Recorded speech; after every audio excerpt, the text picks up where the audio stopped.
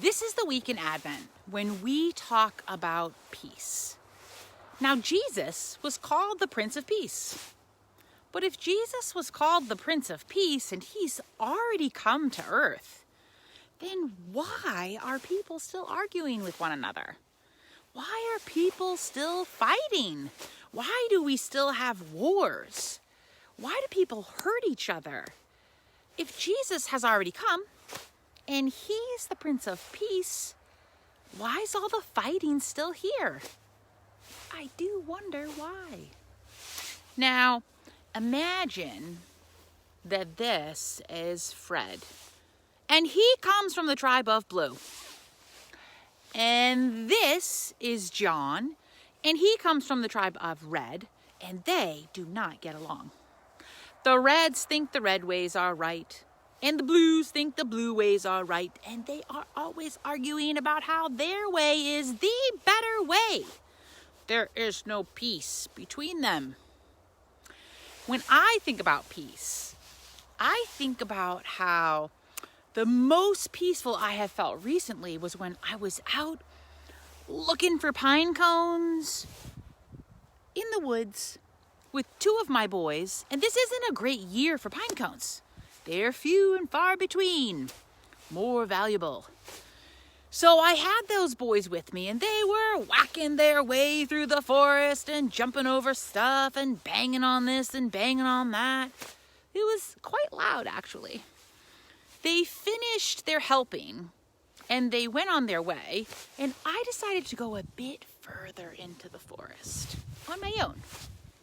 And all of a sudden, it was just me and the woods. And there was this stillness to the forest.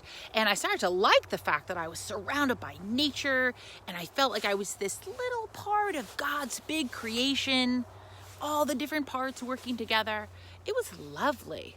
I had this real soft heartbeat. And my breath was long. It was really, really peaceful. But it was just me and the woods and God. I think it's easier to feel peaceful when you're hanging out with God all by yourself. The key is to bring that peace to others, even those who are hard to get along with. Maybe people like Fred and John.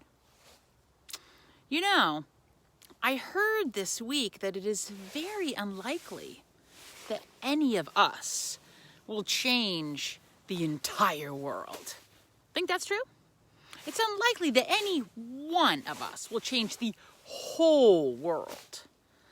But we can change, let's say, maybe like this much, like 3 feet all the way around. That we can do. We can change what is right around us if we're able to hold on to our own peace.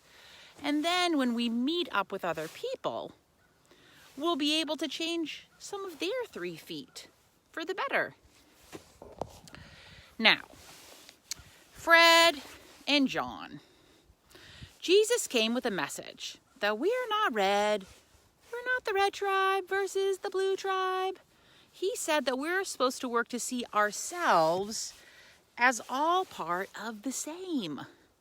We are all loved by God, and we are meant to love one another.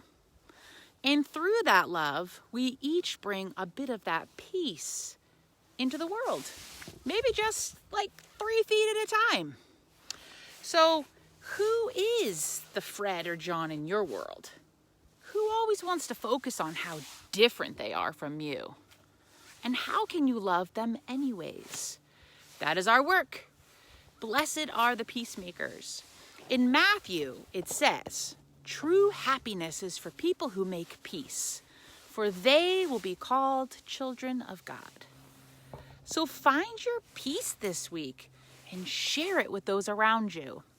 And if there is somebody so tough for you that it is hard to hold your peace around them, say a prayer for them.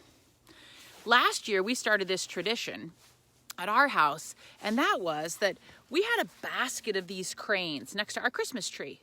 And every time we wanted to pray for someone, We would say the prayer on our own or with a couple other people in the family, and we would put one of the cranes onto the tree, nestled on one of the branches. And by the time Christmas came around, there were cranes everywhere. So I have a crane for everyone here in the sanctuary today to get you started in case you want to start your own tradition around praying for people who are hard to be around. Jesus was the Prince of Peace, and as his people, it's our job to carry that message out into the world and to act it out in how we treat others. Amen.